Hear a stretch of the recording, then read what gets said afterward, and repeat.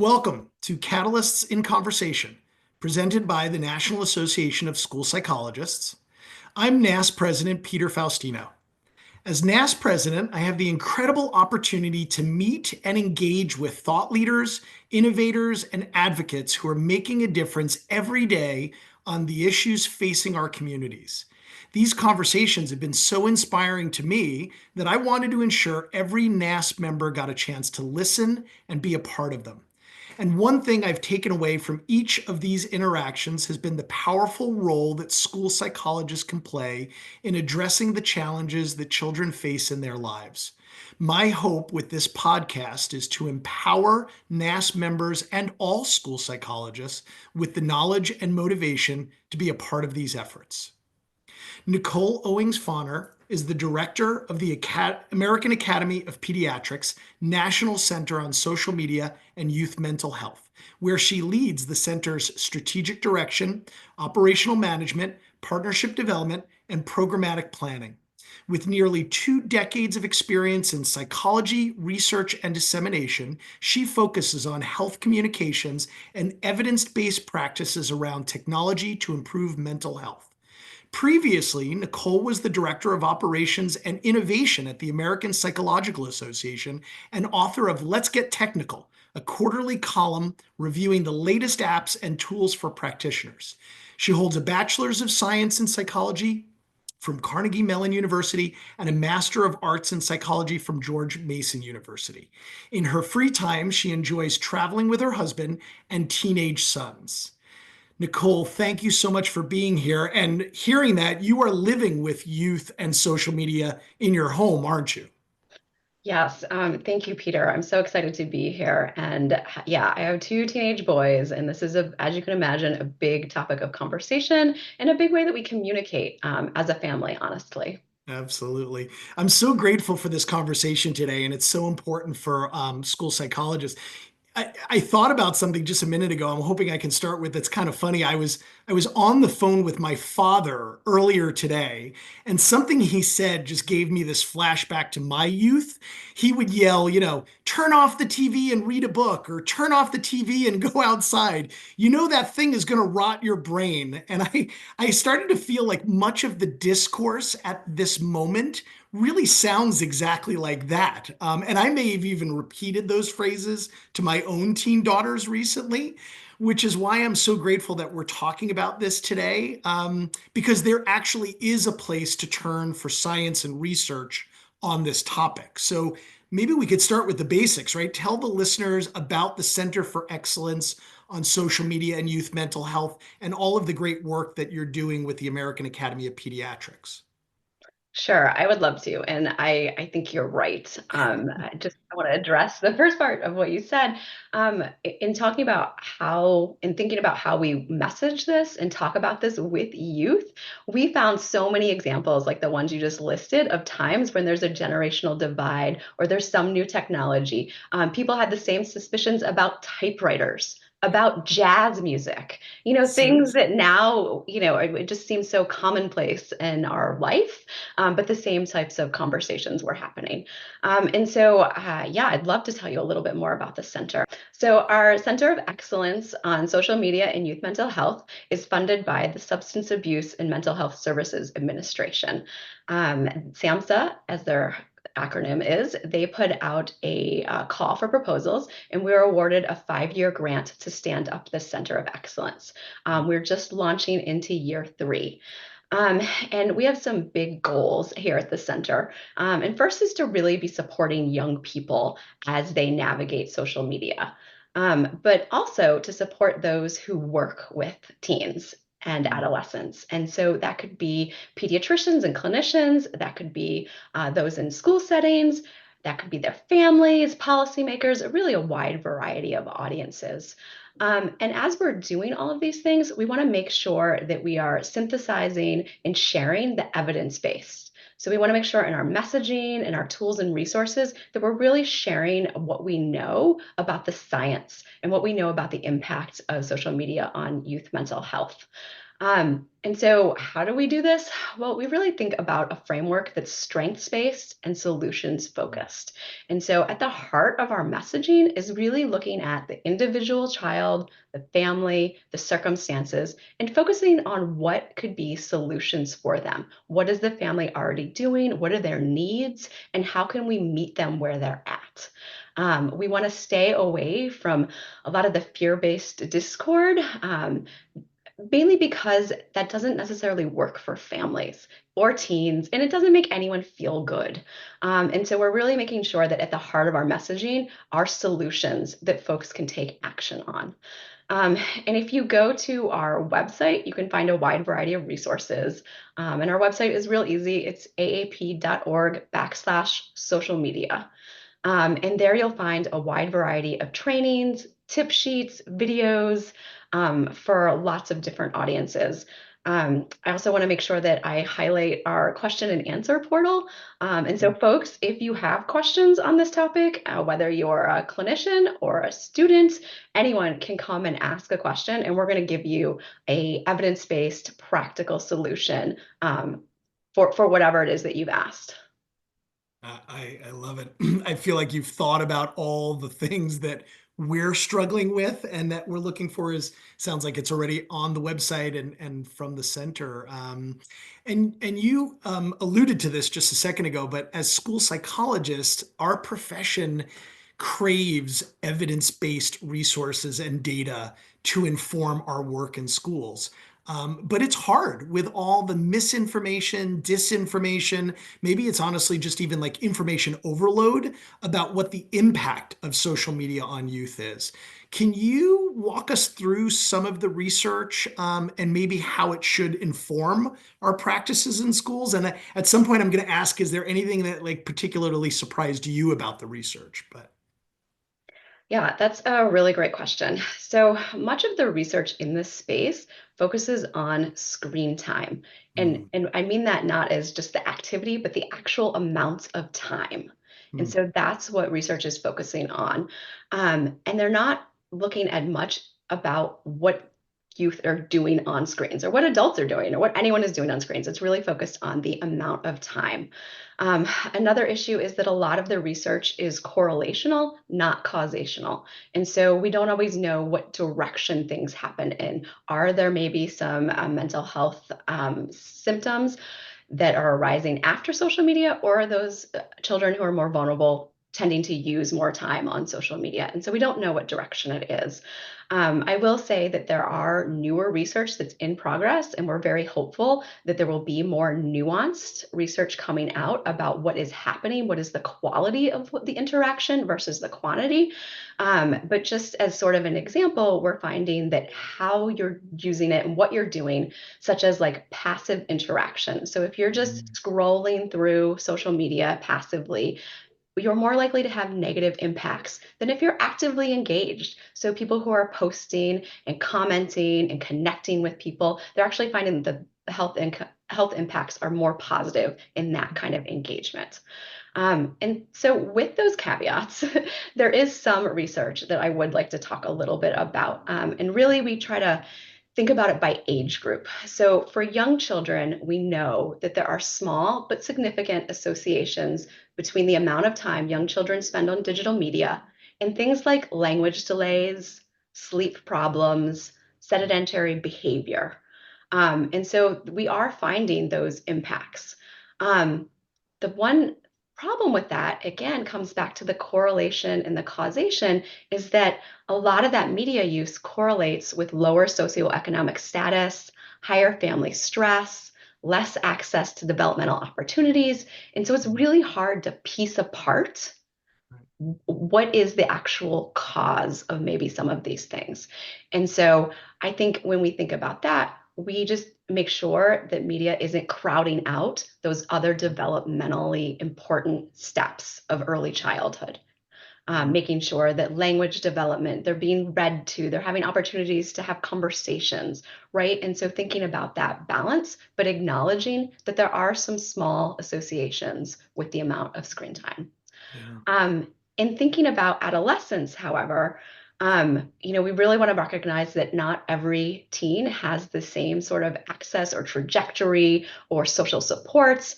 But again, we do find that about one-third of teens have potential mental health consequences related and associated to social media, or maybe increased risk. But these tend to be the same vulnerable youth who already have existing mental health issues, a less supportive home environment, maybe less connection to parents, or more parental social media use. And so, again, it's really hard to tease apart from these correlational studies which is causing which impact. Yeah. It's such an important distinction you're pointing out. I agree. Much of the conversations are around time when really what you're saying is we've got to talk a little bit deeper about the content, like what children are accessing. I hope this is an accurate fact. Please tell me if it's not, that the platform that actually logs the most time and the most youth is actually like YouTube, which we don't talk about banning versus the things we do like Snapchat or TikTok. I mean, it's sort of like we're looking in one area when really we need to be looking at sort of like all of it, or having different conversations about what's happening. Right. I think that's definitely right. And some of that talks about how you're using it, what you're doing, what are the things that it's crowding out. Yeah. YouTube especially is very popular among younger children, and is used in lots of families. And so I think that at the center, we are taking that more broad approach of looking Yeah. at all of those platforms and not just your traditional, probably sort of adolescence mediums that you're thinking of. Yeah. And I do want to make sure that I highlight there are two really great reports out there on this topic that I Great. would strongly recommend for folks who want to dig in to the research from a balanced approach. The National Academies of Science did a publication recently on social media and adolescent health. It looked at really all of the different research that's out there, and they gave their recommendations on the topic. There was also the Kids Online Health and Safety Task Force, which was an intergovernmental, interagency group of experts that came together, and they put together a task force report on safer social media and online platform use for youth. Mm. Both were put out in 2024, and again, I highly recommend those as places to dig into the research. That's terrific, Nicole. Thank you. One concern I have, and you're sort of already again referencing it, is that schools dealing with social media use among their students, they sort of want to take the easiest path and just sort of simply ban phones or ban social media.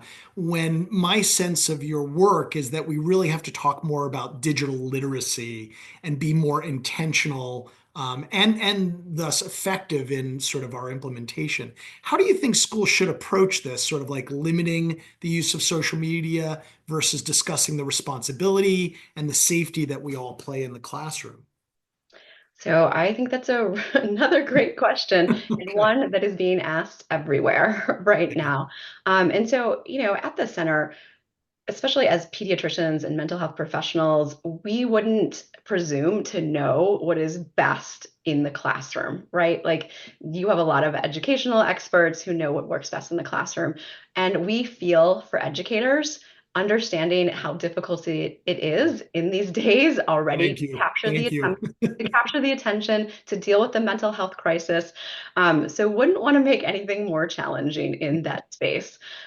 With that said, I do think one, it really depends on the age of the child and what's happening in the environment. And so we also wouldn't want to make broad statements that what would work in an elementary school or a middle school is going to be the same in the high school, right? And so we know from hearing from teachers, from hearing from research from the National Education Association, that it really teachers' concerns vary depending on the age. And so we know in middle schools, there's a lot of concern around bullying, cyberbullying, or in high schools, the concerns tend to focus a little bit more on distraction, right? And so I think when thinking about those policies, you want to think about those two things, the age, but also what is the school environment? What do parents want? What are teens using their phones for? what is how, if you take away those phones, what are the other supports and things that they could be using instead?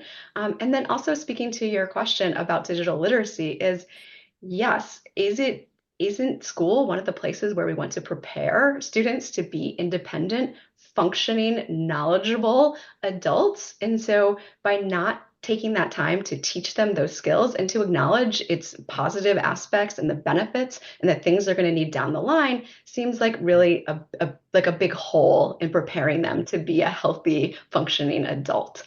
And so Yeah. again, it really depends on what works for this particular school. But I think there's just a lot of different factors, and to just shut it down may be easier right now, but maybe not in the grand scheme of things. Absolutely. And it seems to me that regardless of the approach, I hear you saying the critical thing for schools is getting everybody on the same page, right?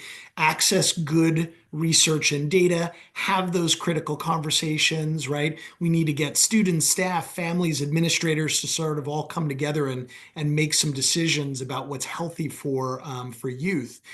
Do you think that I mean, I don't want to set it up as like, yes or no, right? I mean, we should engage student voices in the process, but do you think that students can fairly assess the situation when it comes to their own social media use? I mean, I know I have three teen daughters and I have to go into their room quite often and remind them, about their healthy habits over the course of the day. Where do we bring students' voice into this equation?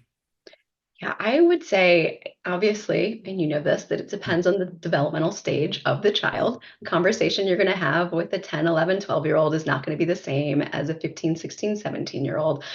So I think that that is key. But we found from our work with our youth advisory panel that uh, they know what's going on. They know what's smart. They know what they need. They know where their emotions are during the day and what they need for social connection. And so I do think it's really important at the very baseline to ask what it is that they're doing on their phones and why they see them as necessary before implementing any sort of policy. And I think what you'll find is somewhat eye-opening to how they're using them to connect and to stay in touch, um, and for academic purposes. I know from my own kids that that's how they learn about different volunteer service opportunities. That's how they learn when track practice has been canceled or postponed or there's some change. Right. That's how they're keeping track on what's going on in the world. They care about things that are happening outside of their own school building, and to not ask them, I feel like, no one wants to have some rule or policy that they don't understand or they feel like doesn't really apply to the situation they're in. And then I think there's also an emotional component that we're sort of ignoring. School Yeah. can sometimes be a little bit pressure filled, right? Hmm. And so Hmm. think about as an adult when you pull out your phone, like, are you bored? Are you upset and looking for a distraction or something to cheer you up? Teens are the same way. They're looking for the same things. And so I do think that there's a real benefit in hearing from youth. Does that mean that they're going to be able to come up with the best policies themselves that don't take their own interests into account? No, but that doesn't mean that they don't have really great contributions and thoughtful strategies and solutions for this issue.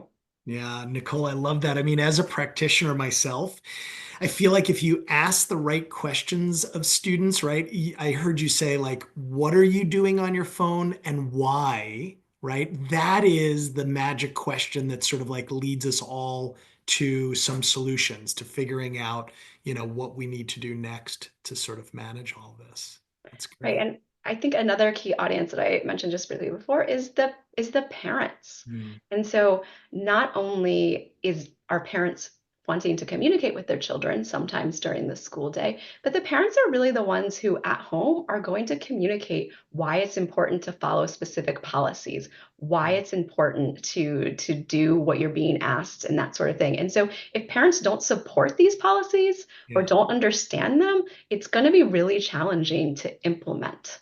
Yeah. And so I think that's another reason to be involving all of the stakeholders. Yeah. Nicole, can you tell me a little bit more about the Youth Advisory Panel? I didn't realize that you are accessing student voices yourself. And on the last podcast, we had someone from the Born This Way Foundation who was really talking about her research with youth empowerment and sort of tapping into peers to, manage a lot of these things. Can you share more about what you guys are doing with the Youth Advisory Panel? Yeah, for sure. So we have a youth advisory panel that's made up of, well, now it's actually about 25. It was 20. We're in our second year of the cohort. And they are aged 14 to 19, very diverse backgrounds from all over the country. And their role is really to help advise the center when it comes to not just creating tools and products and resources, but really to think about what are the audiences that we're engaging and how we're engaging them. So, how, from a youth perspective, do you want us to talk to your parents about this? What tools do they need to talk to you? What do your teachers and coaches need to know so that they can help support you with this? And then, what's also been really awesome is getting to know and learn about each of them individually and what they're interested in and why they want to talk about this topic and why they see it as important to be able to speak to their peers about it and to speak to policymakers. They're so engaging, and I Yeah. think it really lends really an energizing aspect to the project, right? Sometimes when you're Yeah. doing something day to day, you kind of get lost in like, what is the real reason behind this? And so they bring that back to the conversation. Like they are real people. They're real Yeah. youth who are in this Yeah. situation who are trying to figure out how to navigate this world in a Yeah. way that's supportive of their mental health. Yeah. And so we also offer them different opportunities to speak on panels or to give presentations. And then we have had other outside groups want to get input from youth if they don't have their Mm. own panels. And so have reached out to see if our panel could give some advice or to talk about this issue, That share is what they think awesome. is important. Yeah, no, that's awesome. I mean, I think you're speaking directly to the school psychologists that know everything you just said is inherent in the work that we do as school psychologists. And that's just some great opportunities for youth. I mean, this is who we're trying to solve this or answer these questions about. So it's great Yeah. that you have that And direct contact. Peter, I just want to share Yeah. one Please, example. please. So I don't lead our youth work. I have Mm. a nice staff who's dedicated and who gets to do some of that, but I do try and join their monthly meetings as much as possible. We asked them a question about just an icebreaker about who your role models are, who is your favorite mentor or someone that you look up to. And as staff, we were putting ours in the chat, and ours were all people like Michelle Obama and public leaders like that. And the teens, theirs were their mom, their neighbor, their sister who just did this awesome, amazing thing. Like all of these people literally in their world that they interact with on a regular basis. And it was just so heartwarming Yeah. to hear Yeah. that's who they're looking at. And so they're looking at all of Yeah. us and all of you when they make these choices and when they make decisions about their lives and how they Yeah. spend them. As parents, it does not always feel like they are listening, but I think you're right. They absolutely are. They are, they value what we say. They really, yeah. I know in one of our earlier conversations, you and I talked about some of the information that's out there, right? Even the book, The Anxiety Generation by Jonathan Haidt, that is quite popular. And I think in part due to the way that it tries to simplify the issue and just creates, unfortunately, a little bit of fear among readers by focusing on sort of like what's bad. And I know earlier you said that the center is really looking at solution focused and strength based. You mentioned a few, but do you see other potential benefits of social media use among young people that maybe aren't being discussed, just so we can kind of bring balance to this conversation? Sure. I think sometimes we forget to focus on some of the positives when we have this conversation, Yeah, which makes yeah, sense. As parents and concerned adults, like you want to jump in to what are the possible concerns, right? What are the possible ways that you need to be helping? But teens share with us that they're using this for socialization, so connecting with friends, building their larger networks, maintaining relationships. Mainly with folks that they know in person. They're using it sort of as an emotional and stress reliever, an emotional support, doing something to distract themselves, to make themselves happy. Mm, But they're also using it in functional ways. And so planning events, engaging around assignments. mm, They're also using it as a sense of identity exploration mhm. and identity growth. So, exploring their sense of self, especially as an adolescent, getting reactions from others in ways that they're changing their identities, appearance, how they talk about themselves, finding out and exploring really who they are, and then also finding other communities and learning from those Yeah. communities in a way that they might not either have access to in person or just not be comfortable yet in person. And then finally, they're also using it to engage in civic ways. And Yeah. so finding out about uh, climate change and what they can do. They're worried about things like gun safety and Mhm. various issues like that. And having social media really gives them a wider connection to others who are interested in those topics, again, in a way that they may not be able to get in their own physical communities. Yeah. Tremendous potential, all the things you just mentioned. And I think if we balance the conversation and ask about those things, we'll sort of be able to navigate this a little bit better, and not just focus on the fear. Nicole, so much good information. I mean, when we were talking about putting this together, I was thinking about my own social media use. I mean, personally, I enjoy using it. I mean, there are times that my daughters are probably shaking their heads about what I put online. The other day, one of my daughters was reading a book titled like 48 Clues into the Disappearance of Your Sister, and I thought it was so funny. I took a photo of the book and I put it out there, and they were sort of engaging with it and then shaking their heads. Why did you put that out there? Right.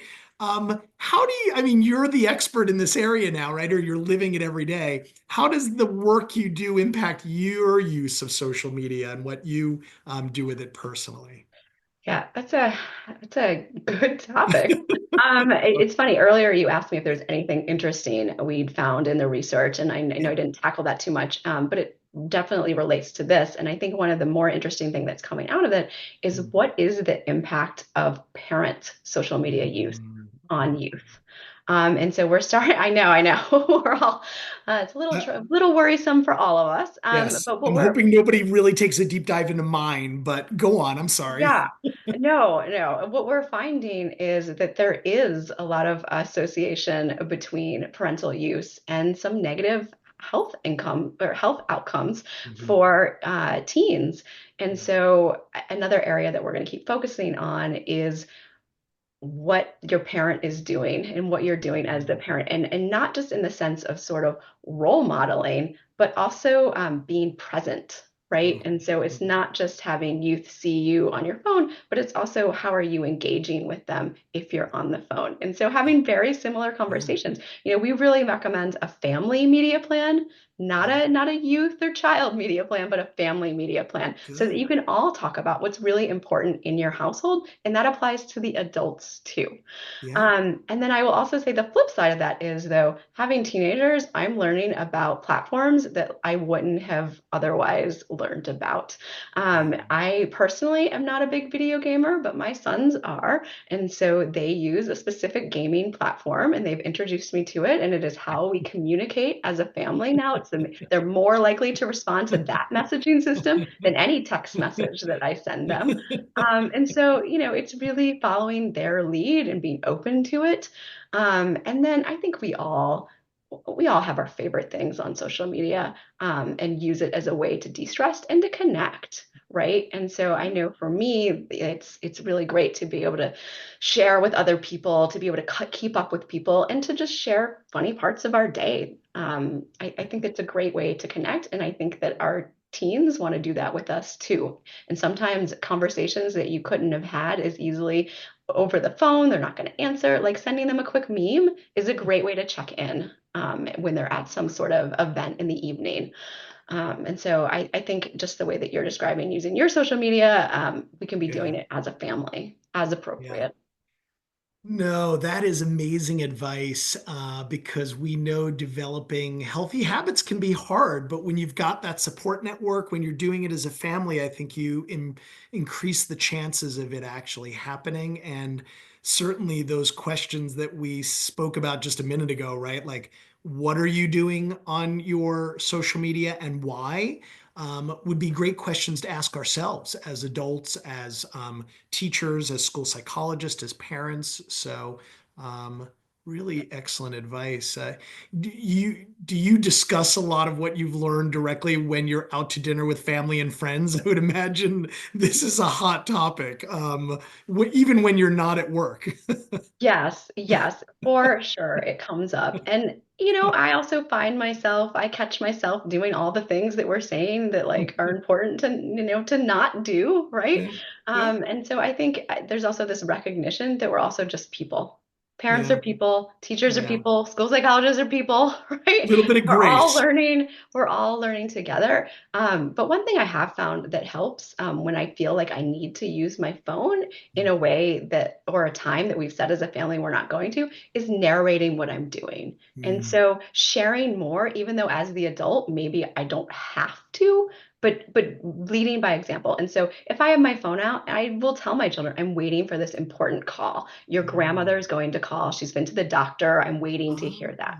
Oh, Or, this is the reason that I need to be on the phone, yeah. and making sure that those are not like everyday kind of things, but making sure Right. that we lead by example. The same kind of thing with when you're in the car, right? Saying out loud, I'm going to put my phone away over here where I can't reach it because I need to focus on driving right now. And, we did a lot of that when we had kids that were much smaller, where you Mhm, narrated your day mhm. and just starting to do more of that as they're older so that it's very clear that the rules go both ways. It's very clear that we're not asking them to do things that we're not willing to do. I think that's one of the biggest things that I've found that I didn't think that I would be doing with teenagers, but really helps.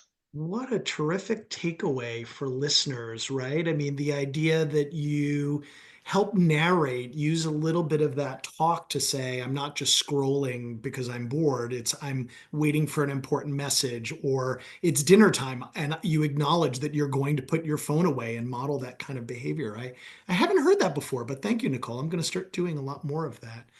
Um, I could talk to you literally like all day about this topic, and so I appreciate the time you've given us. Perhaps one last question, if you'll indulge me. I mean, since we are talking about mental health, sometimes I do like to ask our guests, what do you do to maintain your own mental health? I mean, mine typically tends to center around cooking.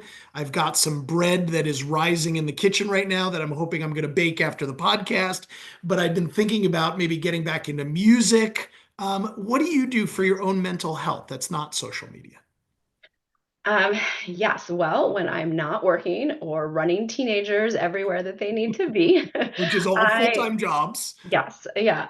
I like to be outside. So whether that's going for a hike, whether that's doing some gardening, planting some vegetables, I really find that that's the best way to center myself.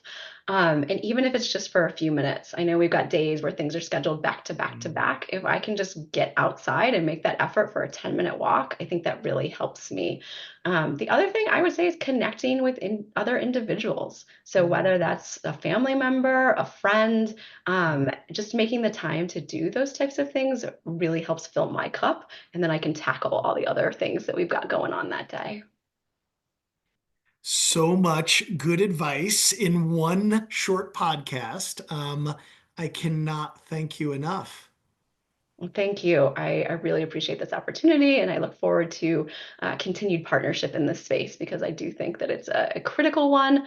And school psychologists are certainly playing a big role in this, in the development of children and their mental health.